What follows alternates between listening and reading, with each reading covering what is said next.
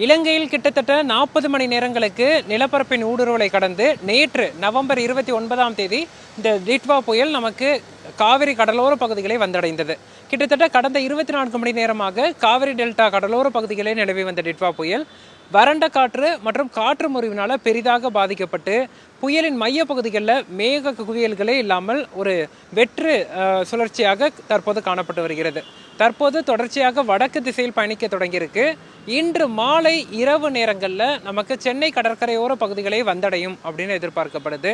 அதே போல சென்னையை நெருங்கும் போது ஆழ்ந்த காற்றழுத்த தாழ்வு மண்டலமாக வலுவிழப்பதற்கும் வாய்ப்புகள் இருக்கு. இது தற்போதே வலுவிழந்து காணப்படுவதாலும் இந்த வறண்ட காற்று மற்றும் காற்று முறிவினால பாதிக்கப்படுவதனாலும் புயலின் மைய பகுதியிலோ அல்லது வடக்கு பகுதியிலோ பெரிதாக மேக குவியல்கள் இல்லை.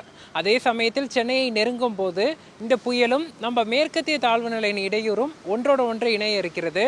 அப்படி ஒரு நிகழ்வு ஏற்படும் போது இந்த வறண்ட காற்று விலகப்பட்டு புதிதாக ஈரப்பத காற்று உள்ளே நுழையும் அப்படின்னு எதிர்பார்க்கலாம்.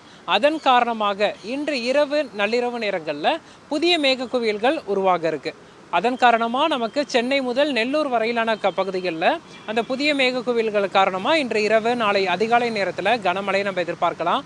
ஆனால் அந்த புதிய மேகங்கள் நெல்லூருக்கு அருகே உருவாகிறதா அல்லது சென்னைக்கு அருகே உருவாகிறதா என்பதை நம்ம தொடர்ச்சியாக கண்காணிக்க வேண்டிய ஒரு சூழல் ஏற்பட்டிருக்கு.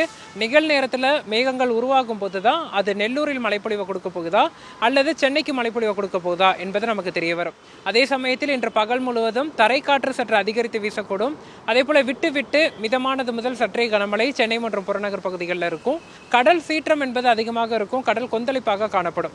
புயல் தற்போது வரை நமக்கு புயல் சின்னம் கடல்ல தான் மையம் கொண்டிருக்கு. தொடர்ச்சியாக தமிழக கடற்கரையை ஒட்டிய நகர இருப்பு என்பதன் காரணமாக கடல் சீற்றமும் கொந்தளிப்பும் அதிகமாக இருக்கும் அப்படின்னு எதிர்பார்க்கப்படுது. இன்று வார விடுமுறை நாட்களாக இருப்பதன் காரணமாக மக்கள் கடற்கரை பகுதிகளுக்கு செல்வதை தவிர்க்க வேண்டும். கடற்கரைக்கு சென்றாலும் கடலில் இறங்குவதை கண்டிப்பாக தவிர்க்க வேண்டும். புயலின் மையப்பகுதியில் மேக கூட்டங்கள் தான் வலுவிழந்திருக்கோ தவிர கடல் சீற்றத்துக்கும் தரைக்காற்றும் அதிகரித்து காணப்படும் எதிர்பார்க்கப்படுது. ஒட்டுமொத்தமாக அடுத்த 24 மணி நேரத்தை பொறுத்தளவிற்கு வடகடலோர மாவட்டங்களில் மழைப்பொழிவுக்கான வாய்ப்புகள் இருக்கு. காவிரி டெல்டா மாவட்டங்களில் கடந்த 2 நாட்களாகவே பரவலாக மிக கனமழை பதிவாகிட்டு இருக்கு. கடந்த 48 மணி நேரத்தில் அதிகபட்சமாக நாகப்பட்டினம் மாவட்டம் கோடியக்கரையில் கிட்டத்தட்ட 36 சென்டிமீட்டர் அளவிற்கு மழைப்பொழிவு பதிவாகியிருக்கு. மழைப்பொழிவு வரக்கூடிய மணி நேரங்களில் காவிரி டெல்டாவில் படிப்படியாக குறையும்னு எதிர்பார்க்கலாம். இருந்த போதிலும் புயல் சென்னை நோக்கி நகர்வதனால இரவு நேரங்களில் இடி மின்னலுடன் கூடிய மழைக்கான வாய்ப்புகள் டெல்டா மற்றும் தென் மாவட்டங்களில் இருக்கு.